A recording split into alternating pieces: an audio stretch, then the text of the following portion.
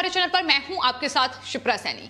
महाराष्ट्र में सियासी हलचल काफी तेज है। इस बीच केंद्रीय मंत्री रामदास अठावले ने महाराष्ट्र में राष्ट्रपति शासन की मांग कर दी है। उन्होंने यह साफ तौर पर कहा है कि मुंबई पुलिस के पूर्व कमिश्नर परमवीर सिंह ने उद्धव ठाकरे को जो चिट्ठी लिखी है वो अपने आप में बेहद गंभीर मामला है। और साथ ही उन्होंने कहा कि इस पूरे मामले में सचिन वाजे और शिवसेना का संबंध बेहद ही नजदीक से दिखाई पड़ रहा है। ऐसे में अब महाराष्ट्र में राष्ट्रपति शासन लागू होना चाहिए, इसको लेकर वो गृह मंत्री अमित शाह से मुलाकात करने वाले हैं। उन्हें राष्ट्रपति शासन की मांग महाराष्ट्र में लगातार अब तेज हो गई है। जिस तरीके से महाराष्ट्र सरकार अब घिरती नजर आ रही है, उस बीच बीजेपी के नेता पुरजोर तरीके से राष्ट्रपति शासन की मांग पहले ही कर चुके हैं। लेकिन अब रामदास अठावले का यह बड़ा बयान, जिसमें वो कह रहे हैं कि महाराष्ट्र में राष्ट्रपति शासन लागू किया जाना चाहिए, तो जाहिर तौर पर परमवीर सिंह की चिट्ठी सामने आने के बाद ही ये तमाम जो राजनीतिक उथल पुथल है वो महाराष्ट्र में देखने को मिल रही है और राष्ट्रपति शासन की मांग अब तेज हो गई है।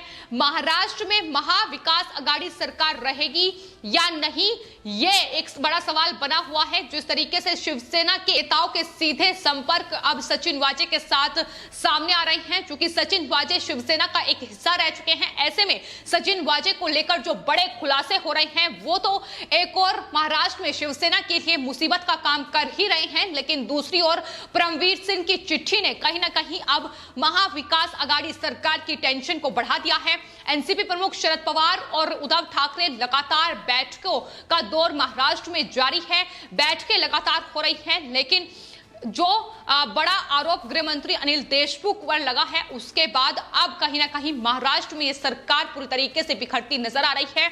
और यही वजह है कि अब रामदास अठावले ने भी राष्ट्रपति शासन की मांग की है। केंद्रीय मंत्री रामदास अठावले का बयान भी सामने आया है, जिसमें उन्होंने कहा है कि दिल्ली में वो केंद्रीय गृह मंत्री से मुलाकात करेंगे और ये मांग करेंगे कि राज्य सरकार को बर्खास्त किया जाए और महाराष्ट्र में राष्ट्रपति शासन लगाया जाए, क्योंकि जिस तरीके से ये चिट्ठी सामने आई है और इससे पहले भी सचिन वाजे को लेकर जो बड़े खुलासे हुए हैं, उसमें जाहिर तौर पर शिवसेना का सीधा जो संपर्क है वो सचिन वाजे के साथ है। ऐसे में सचिन वाजे जिस तरीके से ये बात कह रहे हैं कि इस पूरी साजिश, इस पूरे षड्यंत्र वो बेहद छोटा हिस्सा है, इसके कुछ बड़े हिस्से हैं जो सामने फिलहाल नहीं आए हैं। उसमें मुंबई पुलिस के अधिकारी शामिल हैं, उसमें शिवसेना के नेताओं का नाम भी है, लेकिन आखिर वो कौन से नेता है ये फिलहाल सवाल बना हुआ है। लेकिन बीजेपी के नेता से लेकर अब रामदास अठावले केंद्रीय मंत्री, जिनकी अपनी एक अलग पार्टी है, वो लगातार अब सवाल राष्ट्रपति शासन को लेकर खड़ा कर रहे हैं। आपको बता दें, देवेंद्र फडणवीस भी पुरजोर तरीके से ये मांग कर चुके हैं कि अनिल देशमुख, जो कि महाराष्ट्र के गृह मंत्री हैं, उनका इस्तीफा होना चाहिए। इतना बड़ा खुलासा हुआ है, महाराष्ट्र की छवि देश में धूमिल हुई है और ये काम मुंबई पुलिस और साथ ही महाराष्ट्र सरकार ने मिलकर किया है। ऐसे में उन्हें अब अपने पद पर रहने का कोई अधिकार नहीं है। उद्धव ठाकरे से इस्तीफे की मांग भी नारायण राणे कर चुके हैं। रामदास अठावले ने शिवसेना पर निशाना साधते हुए यह भी कहा है कि सचिन वाजे का शिवसेना के साथ गहरा नाता है।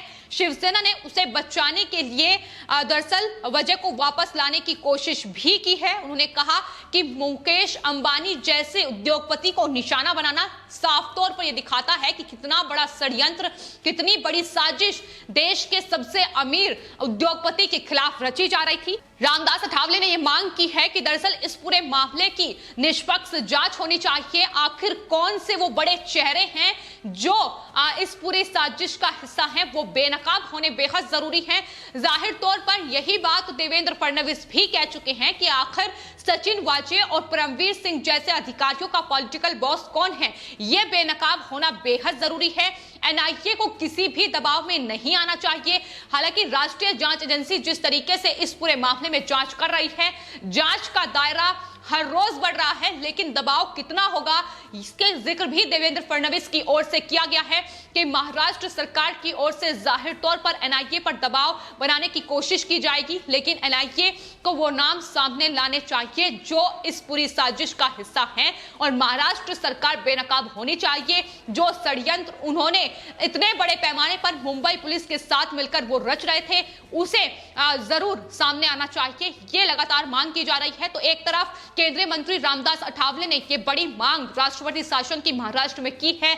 वहीं दूसरी ओर आपको बता दें, बीजेपी के नेता और महाराष्ट्र के पूर्व मुख्यमंत्री नारायण राणे भी कई मौके पर राष्ट्रपति शासन की मांग महाराष्ट्र में कर चुके हैं। इससे पहले पालघर में साधुओं की हत्या, जहां दोषियों को बचाने की कोशिश महाराष्ट्र में की गई, उसके बाद सुशांत सिंह राजपूत की हत्या के मामले में भी दोषियों को बचाने की कोशिश मुंबई पुलिस ने की और शिवसेना के इशारे पर वो काम किया गया। परमवीर सिंह जैसे अधिकारी ये साफ तौर पर कह चुके हैं कि मुंबई पुलिस को जो उनका काम है वो नहीं करने दिया गया और लगातार सरकार का हस्तक्षेप जो है उनके कामों में रहा है। ऐसे में जो खुद पोल खोलने का काम किया है वो कहीं ना कहीं मुंबई पुलिस के अधिकारी ही कर रहे हैं, जो फिलहाल जिन पर एनआईए की जांच का शिकंजा बना हुआ है। तो ऐसे में लगातार पोल जो है वो शिवसेना की खुलती नजर आ रही है, लेकिन किस तरीके से बीते मामलों में मुंबई पुलिस का इस्तेमाल किया गया है, इसको लेकर भी बीजेपी के नेता नारायण राणे अपनी आवाज उठा चुके हैं।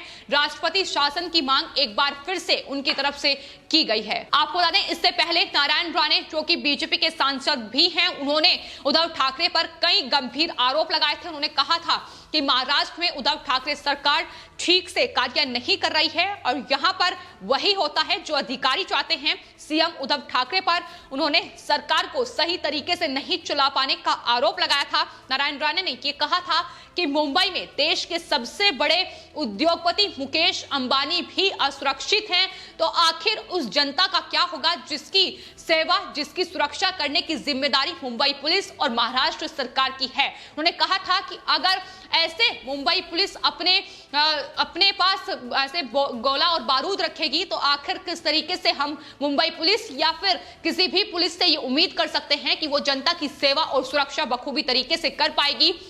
तो जाहिर तौर पर जो विस्फोटक रखे गए सचिन वाजे के द्वारा स्कॉर्पियो कार में अंबानी के घर के बाहर, वो भी लगातार शक के दायरे में थे और यही वजह है कि एनआईए ने उन पर शिकंजा कसा, जिसके बाद ये साफ हो चुका है कि किस तरीके से विस्फोटक उन्होंने ही रखा है और इसका सीधा संपर्क शिवसेना के साथ है। वही बॉलीवुड में अगर ड्रग्स कनेक्शन की भी बात की जाए तो वहां भी शिवसेना ने एनसीबी की जांच जिस तरीके से आगे बढ़ी उसको लेकर तमाम सवाल खड़े किए। तो राष्ट्रीय जांच एजेंसी जो जांच इस पूरे मामले में कर रही है उसको लेकर शिवसेना पहले ही सवाल उठा चुकी है, लेकिन नारायण राणे से लेकर अब केंद्रीय मंत्री अठावले भी अब हमलावर नजर आ रहे हैं। नारायण राणे की तरफ से यह कहा गया था कि कानून व्यवस्था की खराब स्थिति, लूट खसोट को देखते हुए सीएम उद्धव ठाकरे को अपने पद से अब महाराष्ट्र में इस्तीफा दे देना चाहिए। इसके साथ ही उन्होंने भी अमित शाह, गृह मंत्री अमित शाह को एक चिट्ठी लिखी थी जिसमें उन्होंने महाराष्ट्र में राष्ट्रपति शासन की मांग की थी। तो फिलहाल महाराष्ट्र में जो सरकार है, महाविकास आघाड़ी सरकार, जिस तरीके से अब वो कहीं ना कहीं उन पर शक का दायरा जो है बढ़ता जा रहा है, उनकी छवि एक तरीके से खराब हो चुकी है। जिस तरीके से सचिन वाजे और परमवीर सिंह जैसे अधिकारियों पर अब शिकंजा कसा जा रहा है, इस बीच राष्ट्रपति शासन की मांग भी तेज हो गई है। उद्धव ठाकरे और अनिल देशमुख से इस्तीफे की मांग अब तेज हो गई है, जिसको लेकर बीजेपी लगातार महाराष्ट्र में विरोध प्रदर्शन भी कर रही है। तो फिलहाल महाराष्ट्र में सियासी सरगर्मियां काफी तेज है। केंद्रीय मंत्रियों से लेकर रविशंकर प्रसाद हो या फिर अब रामदास अठावले हो, उन्होंने तमाम तरीके से महाराष्ट्र सरकार को घेरते हुए ये कहा है कि सचिन वाजे की बहाली आखिर क्यों की गई, क्यों उन्हें इतने हाई प्रोफाइल केस सौंपे गए और किस तरीके से महाराष्ट्र में आखिर कौन से वो पॉलिटिकल बॉस हैं जिनका हाथ इन तमाम अधिकारियों के सर पर है। ये खुलासा जल्द से जल्द इस पूरे मामले में होना चाहिए। तो महाराष्ट्र में चल रहे इस पूरे सियासी घटनाक्रम को लेकर शरद पवार ने यह ऐलान कर दिया है कि एक दिन में यानी कल तक गृह मंत्री अनिल देशमुख को लेकर कोई बड़ा फैसला लिया जा सकता है। तो फिलहाल सवाल यही है कि महाराष्ट्र में महाविकास आघाड़ी सरकार रहेगी या जाएगी, यह सवाल बना हुआ है। लेकिन राष्ट्रपति शासन की मांग बीजेपी की ओर से फिलहाल पुरजोर तरीके से शुरू हो चुकी है और राष्ट्रपति शासन क्या महाराष्ट्र में लगेगा, इस पर भी सस्पेंस बरकरार है। तो फिलहाल महाराष्ट्र में लगातार तमाम केंद्रीय मंत्रियों से लेकर बीजेपी के जो नेता हैं वो महाराष्ट्र में महाविकास आघाड़ी सरकार पर हमलावर नजर आ रहे हैं और जाहिर तौर पर जिस तरीके से पुलिस अधिकारियों का तबादला उसको लेकर भी सवाल उठ रहे हैं।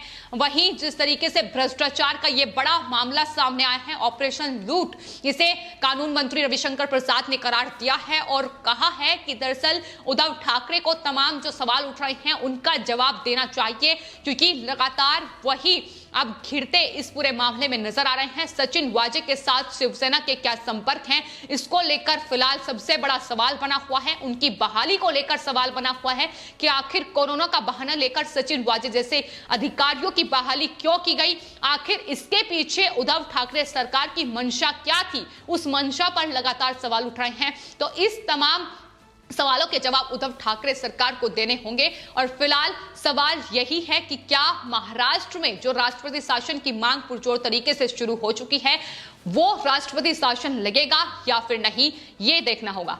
फिलहाल आपकी इस पूरे मामले को लेकर क्या राय है, हमें कमेंट बॉक्स में जरूर लिखें और चैनल को सब्सक्राइब करें। धन्यवाद।